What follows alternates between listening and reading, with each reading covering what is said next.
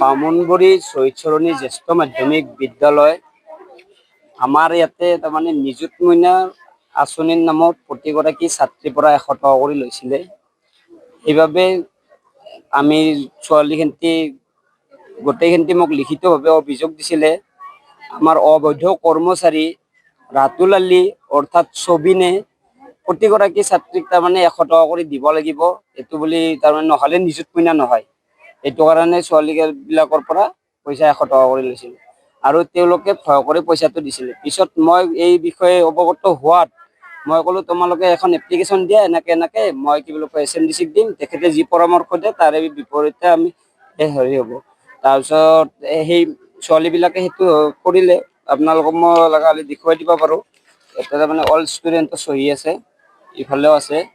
এনেকৈ তাৰমানে গোটেইখিনি মোটামুটি আপোনাৰ 200 to 300 260-80 মান হৈ যাব চাগে। মই একজেক্টলি কি বুলি কয় তাৰমানে হিচাপটো নাজানো, তাৰমানে প্ৰায় আৰু সিমানখিনি ছাত্ৰী হ'ব। আৰু তেখেতে তাৰমানে এইটো নিযুত মইনাৰ নামত ল'লে। আৰু আমাৰ কলেজত 2026 বৰ্ষত নাম ভৰ্তিৰ নামত প্ৰতিগৰাকী ছাত্ৰ ছাত্ৰীৰ পৰা 600 টকা কৰি লয় আৰু আমাক ৰিচিপ্টখন দিয়ে 400 টকা।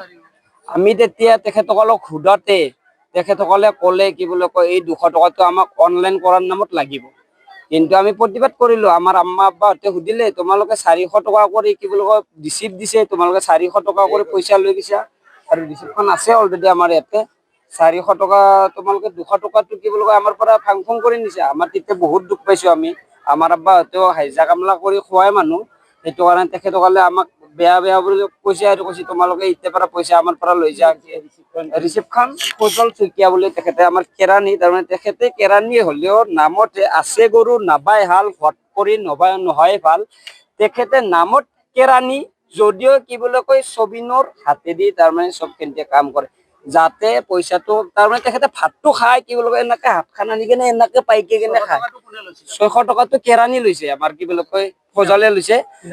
ফজালে কি বুলি কয় অৰ্ডাৰ দিছে অলৰেডি হেৰি ছবিনক ল'বা, তাৰমানে ফজালে লৈ ছবিনে তাৰপিছত চহীটো কিন্তু তাৰমানে 2জন মানে ইয়াতে প্ৰিন্সিপালো আছে আৰু এইটো ধন্যবাদ জ্ঞাপন কৰিছোঁ আপোনালোক সকলোকে যে আজি আমি এই বিষয়টো নিযুত মইনাৰ কিবা 100 টকা এনেকুৱা লোৱা এটা অভিযোগ সৃষ্টি হৈছিলে।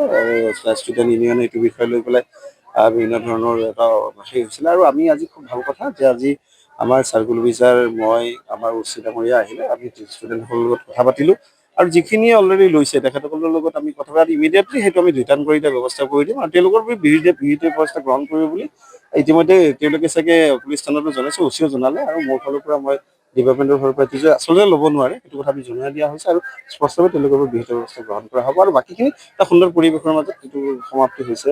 আৰু যিটো সমস্যা আচলতে কথাটো এনেকুৱা যে এই যিটো শিক্ষা মন্দিৰটো সদায় শিক্ষাত পৰিৱেশটো থকাটো ভাল। খুব বেছিকে এনেকুৱা ধৰণৰ পৰিৱেশ এটা হৈ থাকিলে এটা গোটেই কাৰণে অসুবিধা মানে সঠিক পৰিৱেশটো বিনষ্ট হয়। সেইটো আমি ভাবিছোঁ, আশা কৰিছোঁ যে সেই পৰিৱেশটো আৰু পুনৰ ঘূৰাই আহিছে। এতিয়া চাব লাগিব গোটেই ৰাতুল আলীৰ কথাটো মই ধৰক চাওক।